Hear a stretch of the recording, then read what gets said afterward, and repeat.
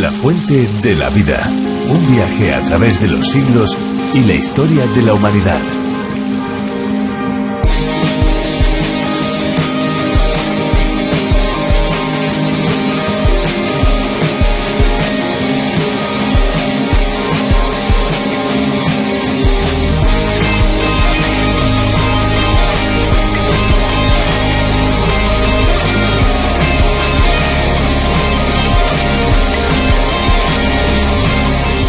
Hola amigos, estamos felices de pasar junto a ustedes, nuestros amigos, los próximos 30 minutos. Esto es La Fuente de la Vida y quien les habla, Esperanza Suárez. Sean muy bienvenidos. Por supuesto, amigos, sean todos bienvenidos, tanto los que nos siguen cada día como los que hoy, por ejemplo, se incorporan por primera vez a nuestra sintonía.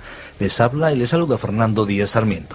Agradecemos tanto el tiempo que ustedes se toman para pasarlo junto a nosotros que les aseguramos nos es imposible describir la sensación que nos produce este encuentro. Un encuentro salpicado de vida, condimentado con mucha alegría y aderezado con el toque especial de la esperanza. Pero no se crean que esto es un espacio culinario, claro que no. Este es un programa que desea compartir el mensaje de buenas noticias, las buenas noticias del Evangelio, las buenas noticias de Jesucristo. La Fuente de la Vida es un espacio que ha sido adaptado y traducido para España por Virgilio Bagnoni, profesor de Biblia y Teología. Nosotros aquí se lo presentamos. Pero que en su versión original es el teólogo John Vernon McGee quien tuvo la idea de este programa denominado A Través de la Biblia y que además hay que decir que se emite en más de 80 países por todo el mundo.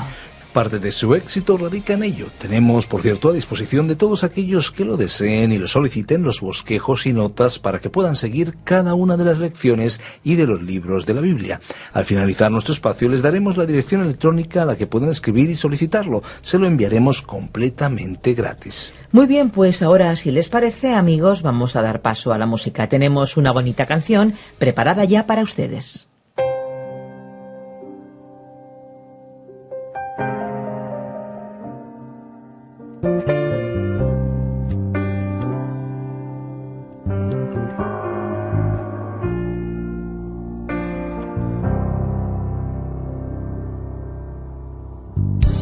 Siento que no soy digno, no puedo más, tengo miedo a recibir. De nuevo, vive como quieras, no me importa lo que hagas, mientras no molestes, aléjate. Todos tenemos lucha, acércate. No temo las demandas. Cuéntame si ya lo has hecho a Dios. Comparte tu carga. Quiero indicarte el camino y responder. La majestad de las Escrituras me asombra. La santidad del Evangelio habla a mi corazón. Ved los libros de los filósofos con toda su pompa, qué pequeños son en comparación a la Biblia. ¿Podrá creerse que este libro a un tiempo tan sublime y tan sabio sea obra de los hombres? Estas palabras fueron dichas por el escritor y filósofo Rousseau. Igualmente, el precursor del idealismo alemán, Immanuel Kant, dijo: la existencia de la Biblia como un libro para el pueblo es el mayor beneficio que ha experimentado la raza humana. En el mismo siglo XX, el conocido predicador Billy Graham afirmó: si fuese necesaria otra razón para demostrar que la Biblia es la palabra de Dios a los hombres, me bastaría observar el modo como satisface las necesidades de cada ser humano, y si alguien objeta diciendo que es solo palabras de hombres, entonces yo le invito a producir otra colección de escritos que dé al pecador una conciencia limpia. Está claro el impacto del libro de los libros, pero ahora llegamos a una pregunta clave: ¿cómo interpretamos la Biblia? Hoy en La Fuente de la Vida respondemos a esta pregunta vital. La Fuente de la Vida. En el programa de ayer hemos desarrollado temas fundamentales como la revelación, la inspiración y la iluminación de la Biblia. Nos queda para este programa el tema de la interpretación de la Biblia.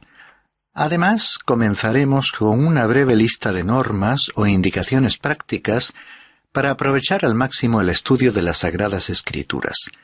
Hablemos ahora de la interpretación. se refiere al significado de la palabra de Dios. Este es el motivo por el cual hay varios grupos y movimientos cristianos. También hay maestros que enfatizan más algunos aspectos que otros de la revelación bíblica, y es así que todos tenemos nuestras propias interpretaciones, y parece evidente que cuando hay desacuerdos fundamentales, alguien ha interpretado mal. En el intento de interpretar la Biblia deben seguirse algunas reglas que vamos a comentar a continuación. La primera regla es el propósito general de la Biblia.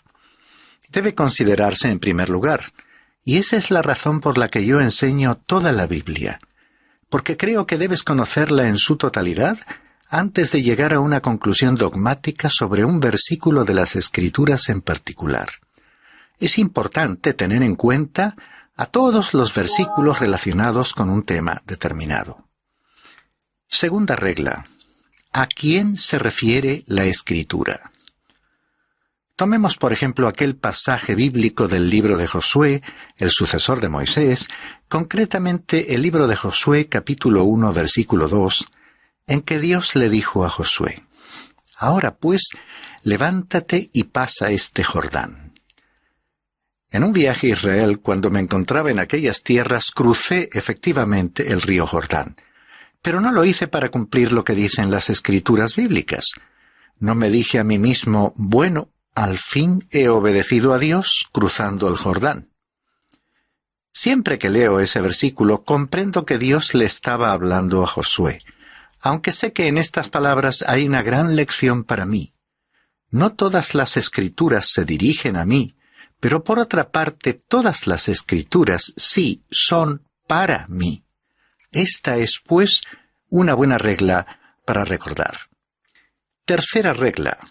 El contexto inmediato, anterior y posterior a un texto de la Biblia debe ser considerado. ¿De qué habla ese pasaje bíblico? ¿Y qué otros textos de las Escrituras tratan el mismo tema? Cuarta regla. Descubrir lo que dice el original.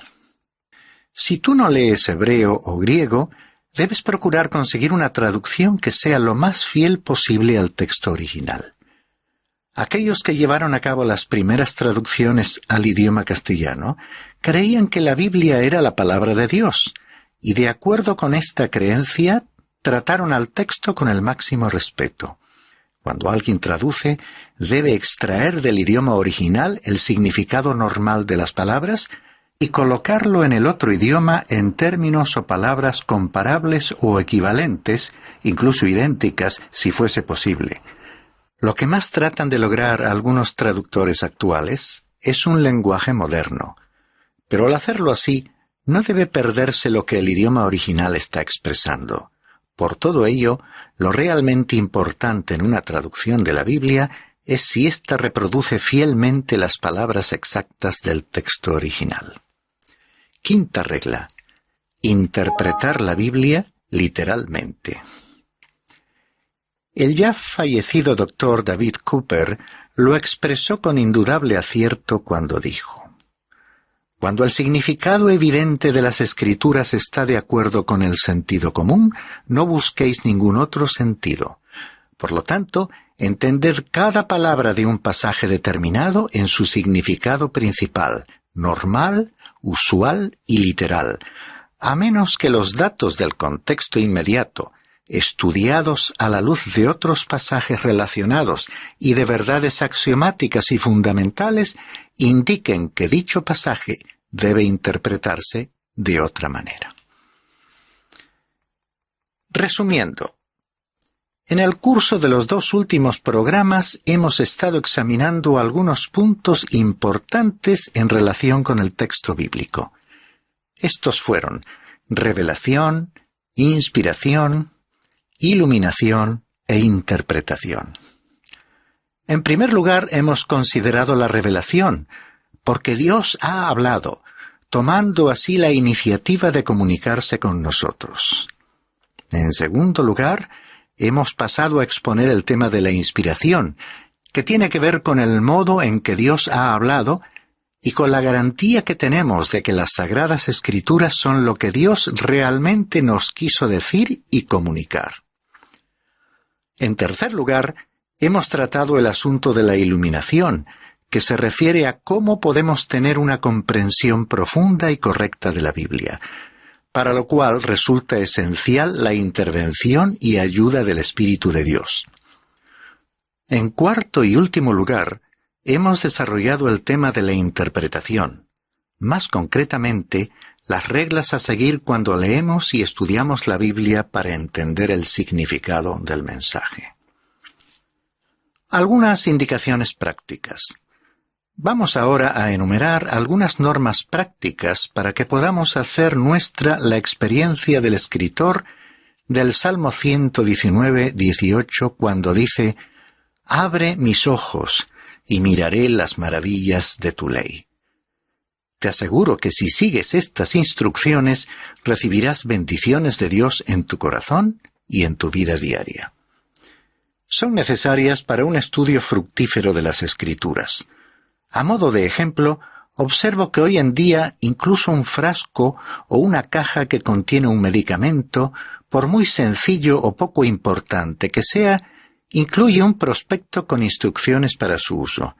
Y hasta los aparatos más simples que puedes conseguir en la actualidad añaden indicaciones sobre su funcionamiento. Si así ocurre con cosas tan necesarias como comunes para nuestra vida cotidiana, ciertamente podemos entender que algo tan sumamente importante como la palabra escrita de Dios requiere algunas pautas para su lectura y consideración. Quisiera mencionar 7 recomendaciones básicas o pasos preliminares que podrán servirte como guía en el estudio de la Biblia. Primera, comienza con oración. Segunda, lee la Biblia. Tercera, estudia la Biblia. Cuarta, medita en la Biblia. Quinta, lee lo que otros han escrito sobre la Biblia. Sexta, obedece la Biblia. Y séptima, comunícala a otros. De tu propia experiencia o necesidad seguramente podrías agregar otras sugerencias, pero creo que estas son las más importantes y básicas. Un escritor lo ha expresado en forma tan breve como convincente cuando escribió: «La Biblia, conócela con tu mente, introdúcela en tu corazón, muéstrala en tu vida, siémbrala en el mundo». Esta es otra forma de resumir lo que a continuación vamos a presentar. La primera norma es: comienza con oración.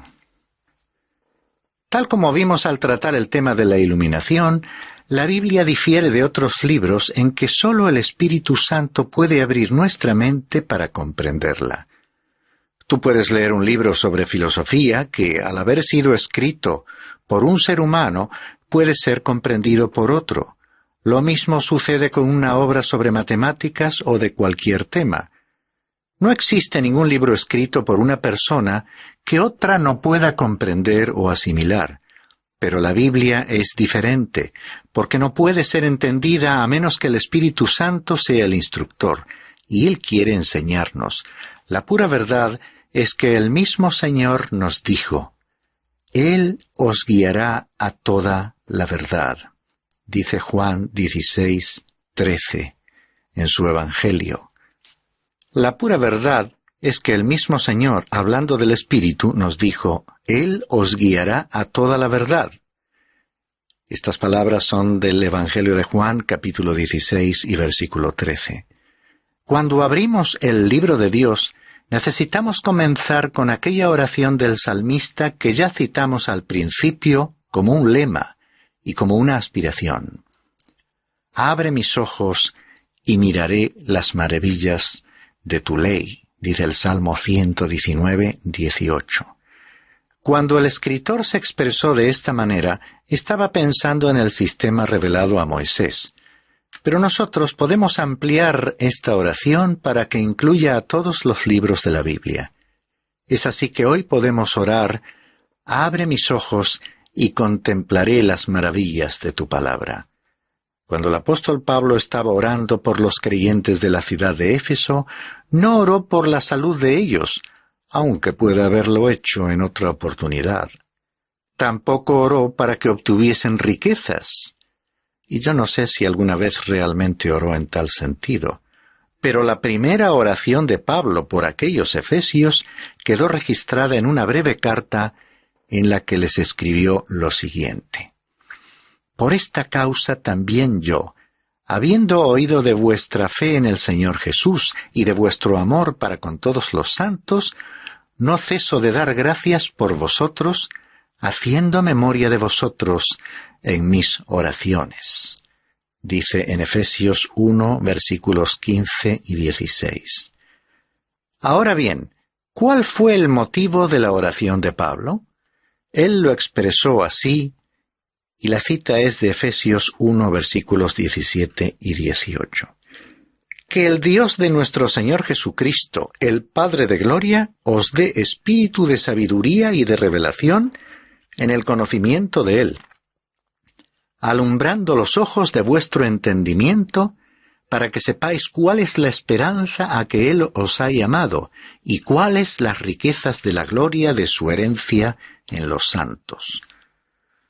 Como podéis ver, la oración de Pablo expresa el deseo de que ellos alcancen sabiduría y comprensión de la revelación del conocimiento de Jesucristo, es decir, que lleguen a conocer la palabra de Dios, y que los ojos de su entendimiento puedan ser iluminados para que sean capaces de comprender, en alguna medida, la esperanza que implicaba el llamamiento que habían recibido de Cristo.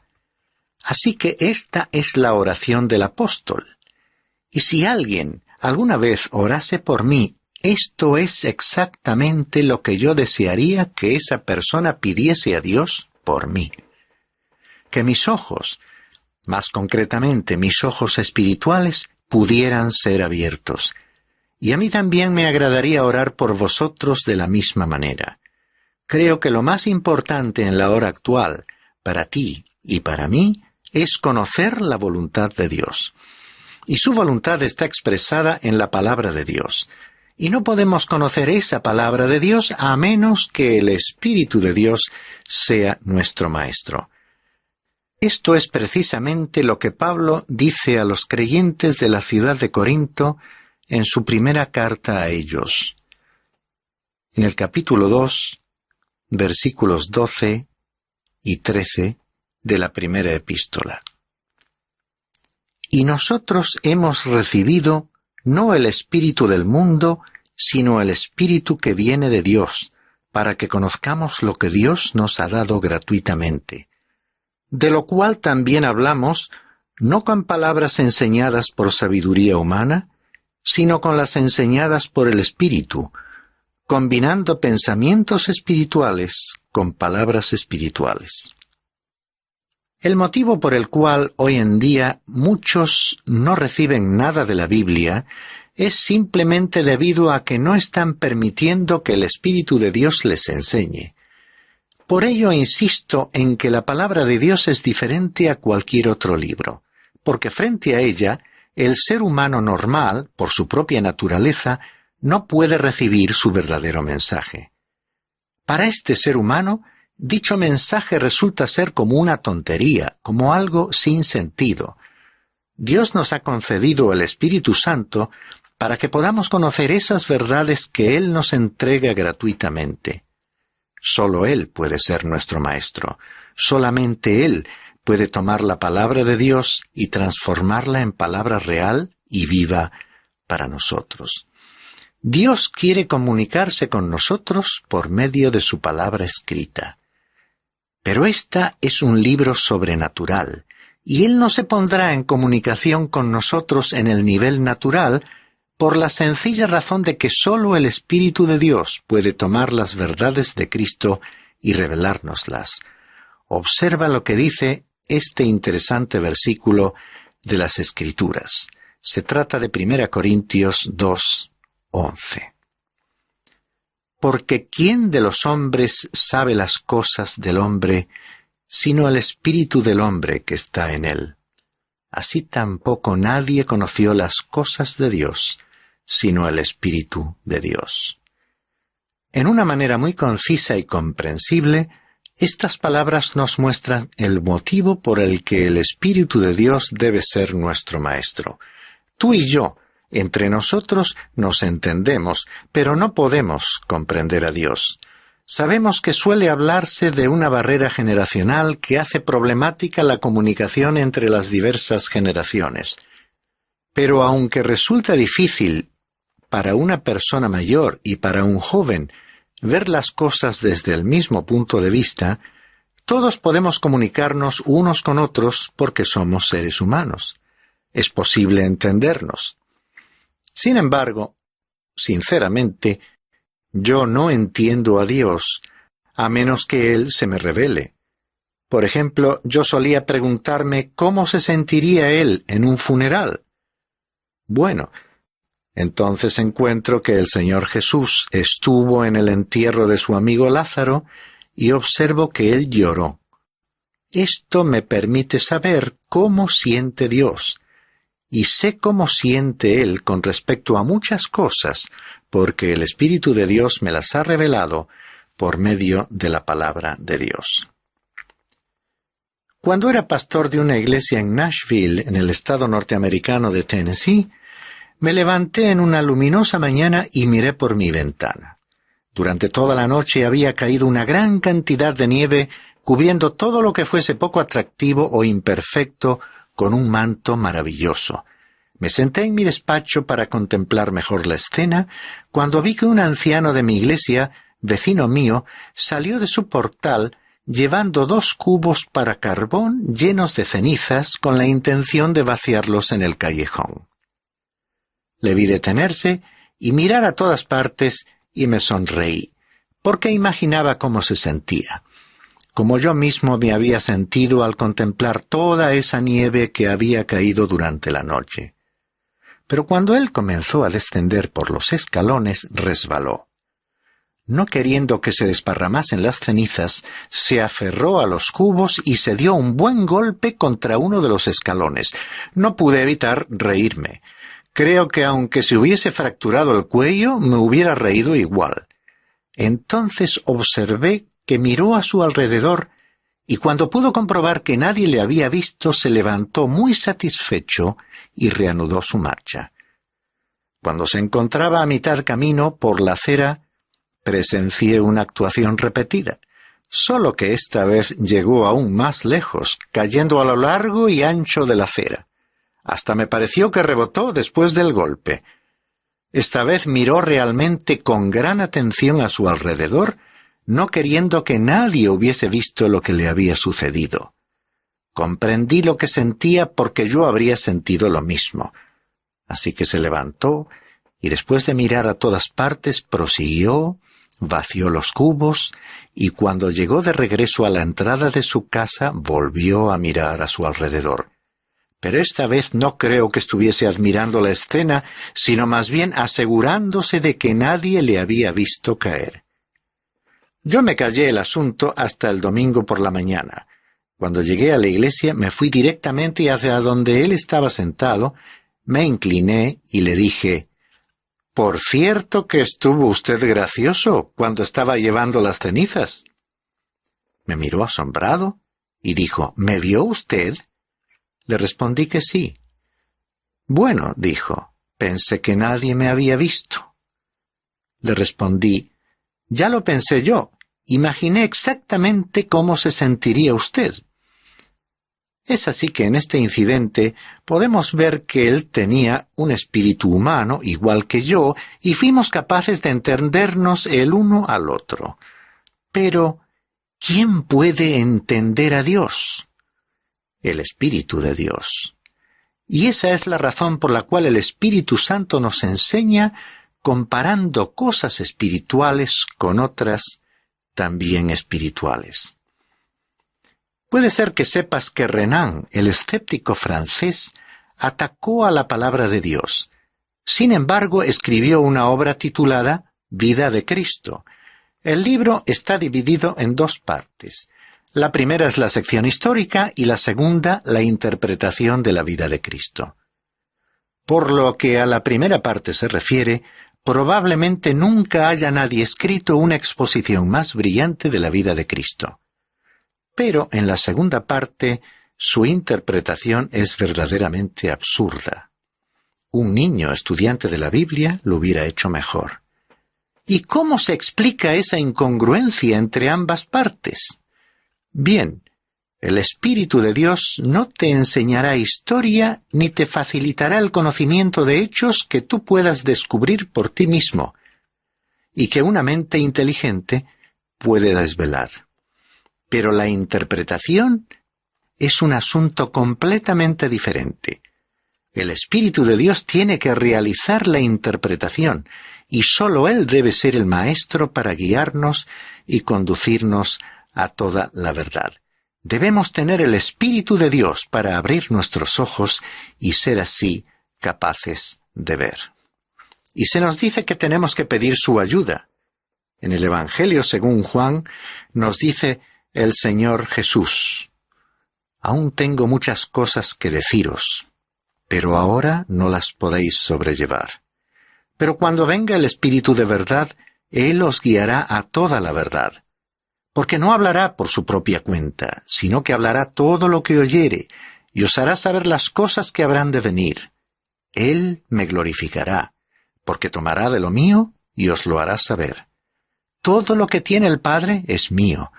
Por eso dije que tomará de lo mío y os lo hará saber. Todavía un poco y no me veréis, y de nuevo un poco y me veréis, porque yo voy al Padre». He leído estas palabras del Evangelio según Juan, capítulo 16, versículos 12 al 16. Así que el Señor Jesús está diciendo que tenemos que preguntar. Él tiene muchas cosas para nosotros y ha enviado al Espíritu Santo para que sea el Maestro. Otra vez dice en el mismo libro y el capítulo 14.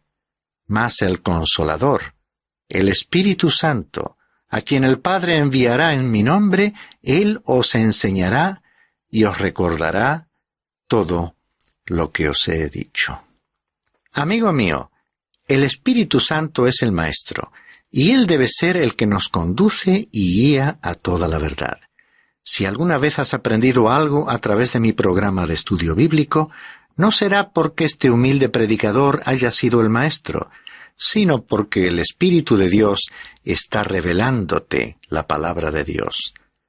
Esta es entonces la primera norma: comenzar con oración y pedir al Espíritu de Dios que sea tu maestro.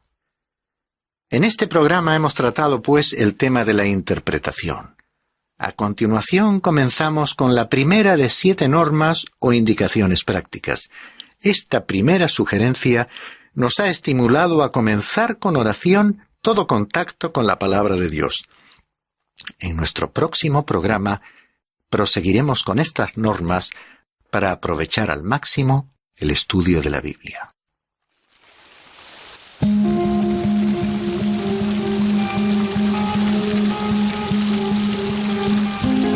Qué importante es conocer las pautas necesarias para comprender e interpretar la Biblia. Así es, Esperanza, y qué importante saber que su mensaje está al alcance de cada uno de nosotros. Ese fue uno de los aportes precisamente de la Reforma y también una de las motivaciones que nos impulsa a estar con nuestros oyentes cada día en esta misma emisora de lunes a viernes y a esta misma hora. Ahora nos toca ya despedirnos y recordarles que si desean ponerse en contacto con nosotros pueden llamarnos al teléfono 91 422 0524 o bien pueden escribirnos al apartado 24081, código postal 28080 de Madrid, España. Si lo prefieren pueden enviarnos un correo electrónico a la siguiente dirección: info@radiocadenadevida.com. Recuerde que puede escucharnos también en www.radioencuentro.net o puede oír alguno de los programas anteriores directamente en www.lafuentedelavida.com.